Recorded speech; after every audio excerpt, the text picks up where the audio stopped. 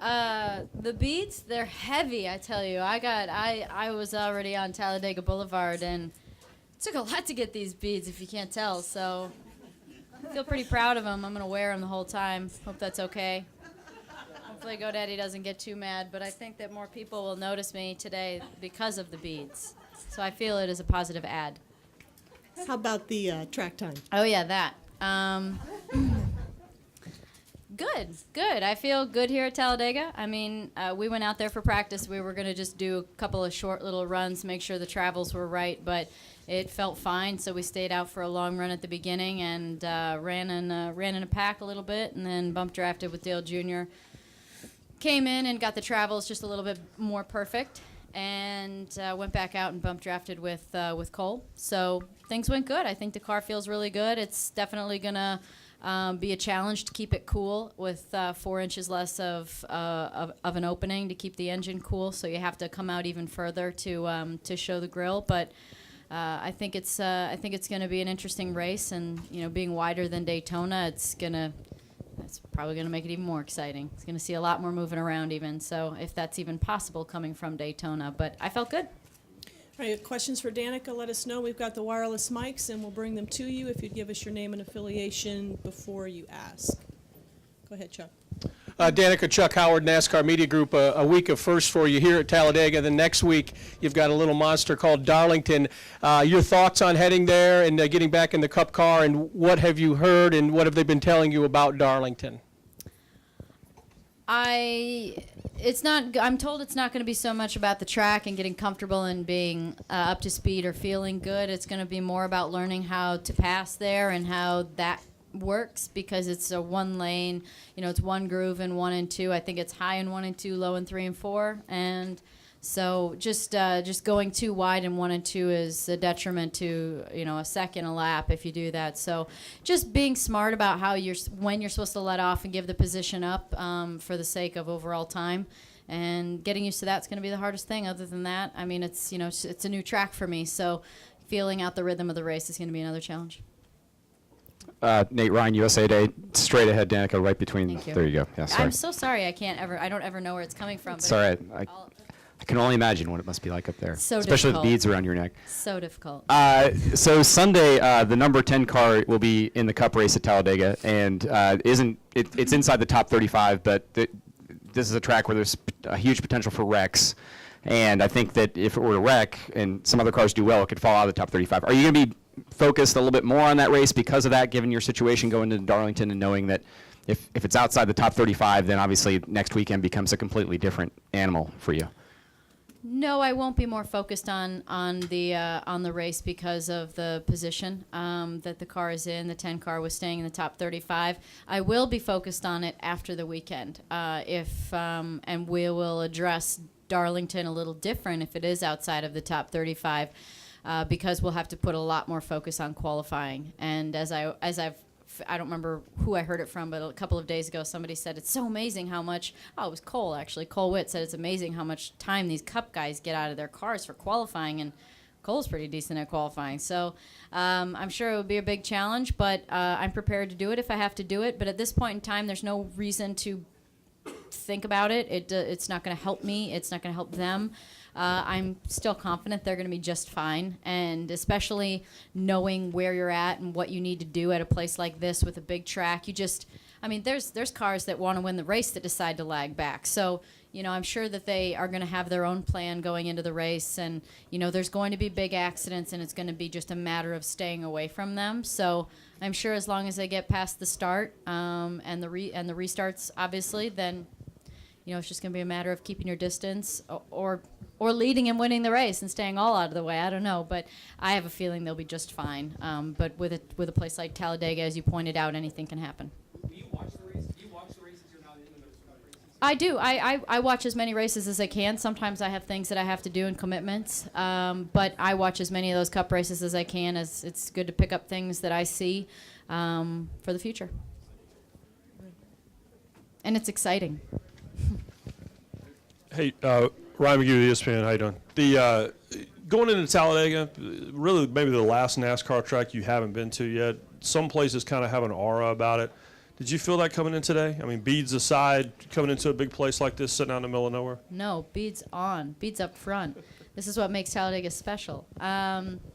It makes it exciting. And when I talked about coming to Talladega, it was, it's just as much of an excitement level for me to see the fans and get a feel for the atmosphere as it is for driving the car. The driving around Talladega is much like Daytona, so I've felt something similar, at least from what I expect it to be like anyway. And so, but the atmosphere is something really unique. So it's definitely one of those tracks that I was looking forward to coming to for more reasons than just racing. But I think that it's going to be fun. Like I said, I've already got my beads, so what next? More beads? Right here, Danica. Jeff Owen, Sporting News. You ran really well at Daytona, and you got in a couple of wrecks that were not of your doing. Things can be even wilder here. Is there any apprehension on your part knowing that it's even wilder here than it is at Daytona? No apprehension. Probably just there's nothing else to think about, to be honest. I mean, it was very chaotic in the nationwide race before I went out of it and wasn't in the mix again. It was, just find a hole and take it, and the bump draft was creating some really interesting situations. So, and with being here at Talladega with more room, as we were told in our rookie meeting, you're going to be 4 wide a lot, and there's going to be a couple times you might be 5 wide. So, actually, I think it was probably 5 wide. So that's just there's just more room. Trust me, we were filling the track at Daytona, and we'll fill the track here. Jenna- I'm sorry, Viv Bernstein, NASCAR.com. I want to ask, in terms of your own confidence, given what happened at Daytona, I know it wasn't your fault, but you never got to really run much. Do you feel like this race and Darlington, these are 2 races where you need to sort of have a good performance, or in terms of just erasing what happened? No, I don't see why these are separate from any other one I participate in a different way. They're 2 completely different tracks as well, so it's not like for me, it's not about wrapping my head around what happened in the past. It's about what happens next and how am I going to be, what did I learn, and move on. It's really easy with this schedule to dwell on things and let one weekend affect the next. So the hurdle is for me especially, because I get so wrapped up in the results, is to disconnect from what just happened and move on and look at it as a positive, that you get another week, you get a race the next weekend to go and make it right if you didn't feel like it was right the previous one. And so I don't feel like I have to do anything. My goal is just to run competitively and see what happens.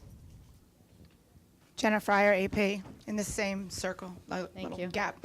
Do you like Daytona and Talladega, this style of racing? And now that you've sort of been to everything, what are you finding, what sort of tracks are you finding that you like the best? I suppose, in answering your first question, do I like Daytona and Talladega type of racing? I do. I really do. It reminds me a lot of IndyCar racing, because you're flat out, you're looking for air, you're just trying to stay with the pack, and you're trying to weave your way through. It's, like I described it in IndyCar, it's a high-speed chess match. So I'm used to it. I like it. It's not about speed. It's just about the style. And for me, though, outside of that, I feel like the 1.5 miles are probably my favorite, just because I feel like more happens. There's it's a little more in your control, where at these kinds of places it's a little out of your control, and it's difficult to avoid big accidents at times. So I prefer the 1.5 miles, I suppose, at this point. I prefer the really high banked, high grip 1.5 miles have been my favorite so far. But then again, they've been the ones that I've done the best. So that tends to happen, I suppose. Also, those are fast and open. Yeah, that's true. They're fast. You're not flat out necessarily, but I feel like it's another connection to what I'm used to about loading the loading the car up in the corner and feeling that load and feeling the grip. As I continue on with this process, I'll just continue to get more and more comfortable when the track flattens off and when the grip level goes down. And grip level and banking both affect that. So, and to be honest, I thought last weekend Richmond was a good step in the right direction until the race. We ran top 10 in practice. That was by far the best we've run in practice on a short track. Had our best qualifying on a short track. Is just a disappointing race. Unfortunately, with these cars, you go into the race and you have the same car that you had in practice, and it doesn't always feel the same. But then again, sometimes it feels even better when you don't do much. So, that was just the way that it went. But it was a step in the right direction. Claire B. Lang, Sirius XM NASCAR Radio. You've gained a lot of support in the Garage Nationwide Series, talking about gaining drafting partners and how you think people feel. How many drafting partners you think you have out there? That's true. To be honest, I actually felt pretty good that Junior was wanting to know when I was coming back out of the garage, and that he wanted to run and bump draft with me at the beginning. So that was kind of a good feeling for me. I feel like we haven't really made big efforts to try and find each other. So if we're together, we do it. But the fact that he asked where I was and if I was coming back out was a nice feeling. But I'm feeling more and more comfortable all the time. I think that the more familiarity the drivers have with me, the more I'm going to feel that. I just wasn't around all the time, and being new at it, I have the same apprehension with people that haven't done it yet compared to me. So I can understand their feeling, and the more I do it, the easier that's going to be.